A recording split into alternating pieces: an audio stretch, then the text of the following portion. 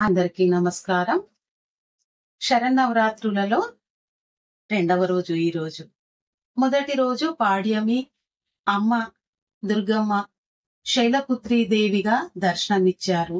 రెండవ రోజు విధియ, ఈరోజు బాలత్రిపుర సుందరీదేవిగా దర్శనమిస్తున్నారు.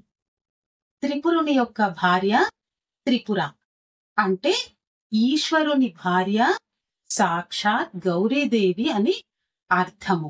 మనసు, బుద్ధి, చిత్తము, అహంకారము ఈ తల్లి ఆధీనంలో ఉంటాయి.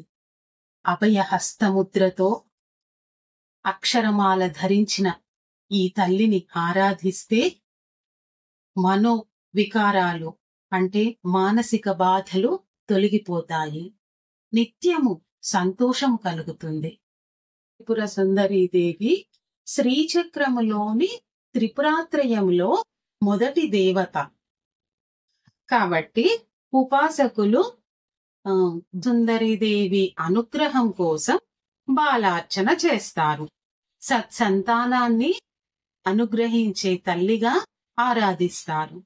కావున భక్తులు ఈరోజు 2 నుంచి 10 ఏళ్ల లోపు బాలికలను అమ్మవారి స్వరూపంగా భావించి వారికి పూజ చేసి కొత్త బట్టలు పెడతారు. ఈ తల్లి త్రిపుర సుందరీ దేవి. అయ్యవారు త్రిపురాంతకుడు, ఆది దంపతులు. త్రిపుర సుందరి అంటే మనలోని 3 అవస్థలు: జాగృతం, స్వప్నం, సుషుప్తం. ఈ 3 అవస్థలకు బాల అంటే బాల త్రిపుర సుందరీదేవి అధిష్టాన దేవత. ఈ అవస్థలను శరీరముగా చేసుకొని ఈ జగత్తు అంతటిని అనుభవిస్తూ బాలగా అమ్మవారు సంతోషిస్తుంది. మనము ఎన్ని జన్మలెత్తినా ఈ 3 అవస్థలలోనే తిరుగుతూ ఉంటాము. కేతులు మాత్రమే మారుతాయి. అంటే అటువంటి తల్లి ఈ రూపంలో మనలోనే ఉంది. అమ్మ ఆత్మస్వరూపురాలు. అమ్మను పూజిస్తే జ్ఞానము ప్రసాదించి మోక్షమున అనగా పరబ్రహ్మ తత్వము వైపు నడిపిస్తుంది. బాల త్రిపుర సుందరీదేవి ఆవిర్భావం గురించి మనకు బ్రహ్మాండ పురాణంలో మరియు లలిత సహస్రంలో కూడా కనిపిస్తుంది. భండాసురుడు అనే రాక్షసుడు. ఆ రాక్షసునికి 30 మంది పిల్లలు. ఆ 30 మంది పిల్లలు అవిద్యా వృత్తులకు సంకేతం. రథం, కన్యక అనే రథాన్ని హంసలు లాగుతాయి.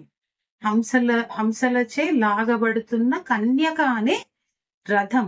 అలాంటి రథం పైన అమ్మ వచ్చి ఆ భండాసురుడు అనే రాక్షసుడికి 30 మంది 30 మందిని అమ్మ సంహరిస్తుంది. అయితే ఈ భండాసురునికి 30 మంది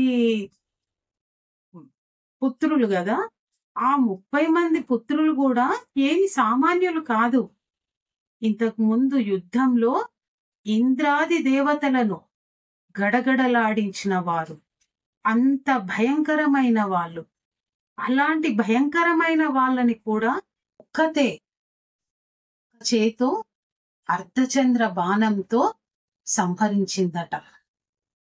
శ్రీంకారాసన గర్భితానల శిఖాం సౌంక్లీం కళాం బిభ్రతీం సౌవర్ణాంబరధారిణీం వరసుధాదౌతాం త్రినేత్రోజ్వలాం వందే పుస్తకపాశమంకుశధరాం స్రగ్భూషితాముజ్వలాం త్వాం గౌరీం త్రిపురాం పరాత్పరకళాం శ్రీచక్ర సంచారిణీం.